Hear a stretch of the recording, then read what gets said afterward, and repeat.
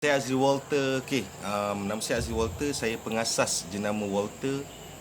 Dan Alhamdulillah, hari ni saya nak kongsikan, saya buat video ni, saya nak kongsikan kepada semua rakan-rakan kat luar sana yang mana menonton.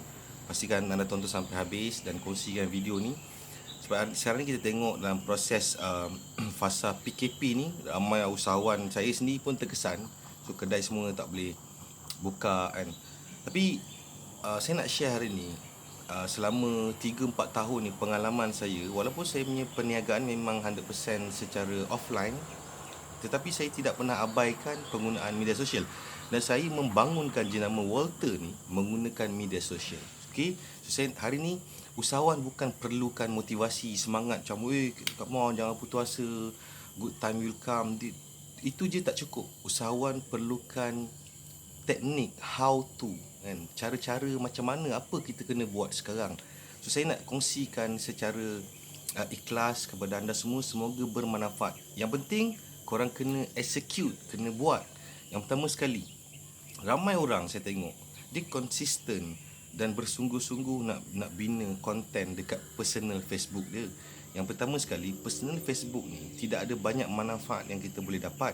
Pertama, kita tak boleh simpan database. Yang kedua, kita tak boleh nilai siapa-siapa yang follow kita, apa jenis dia.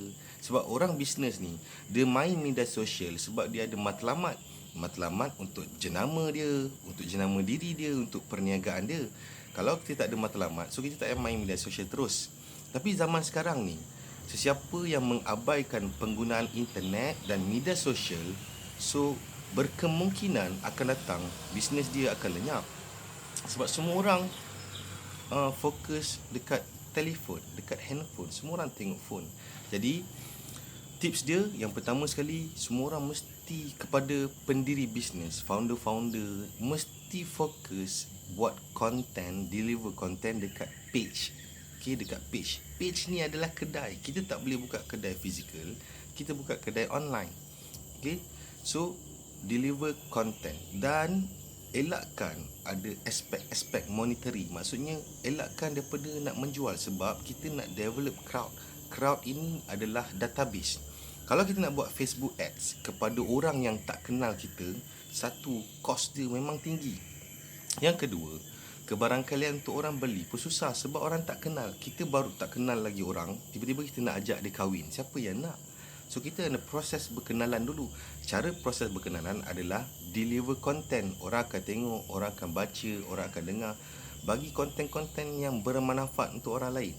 Apa-apa saja, tak semestinya pasal bisnes, pasal kehidupan, pasal kekeluargaan, tips-tips keuangan dan sebagainya guys. Just deliver content. Dan dalam 24 jam ni kita duduk rumah, cuba korang tengok kepada pemilik-pemilik bisnes, apa yang korang buat, apa benda yang korang cuba buat. Kebanyakannya tak buat apa-apa. So gunakan masa ni untuk hidupkan page kita. Okay, so seterusnya, kenapa kita perlu develop database? So dekat page, mana-mana orang yang engage, komen atau like atau follow page kita, mereka ini akan terus masuk dalam database page kita, yang mana nanti kita boleh buat retargeting. Kita boleh target orang-orang yang dah kenal kita untuk beli produk atau servis kita. Dan kerja ni guys, bukan saya cakap hari ni terus dapat duit, esok terus dapat duit, tapi tak mustahil boleh dapat duit.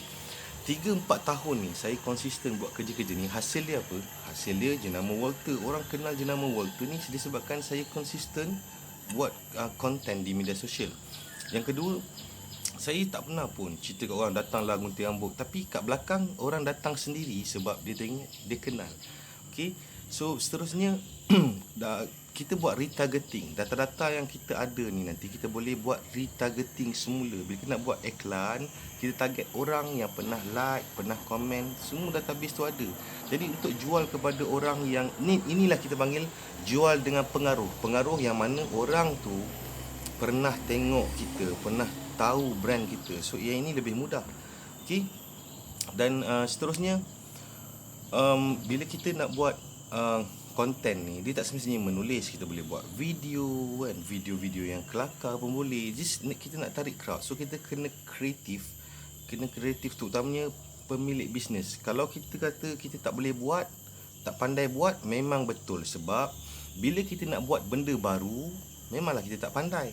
So jadikan momen saat untuk PKP ni kita belajar benda baru. Kalau selama ni tak pernah nak ambil tahu pasal media sosial, tak pernah nak terfikir nak deliver content, bisnes aku okey.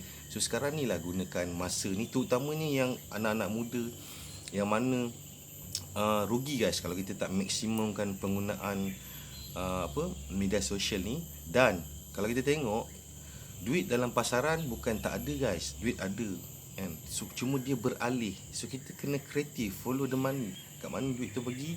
So hari ni guys, semua orang kena start deliver content, kena start hidupkan page, okay? Fokus page, invite kawan-kawan, like page kita kan, like invite manual pun tak apa, at least kita ada something kita buat.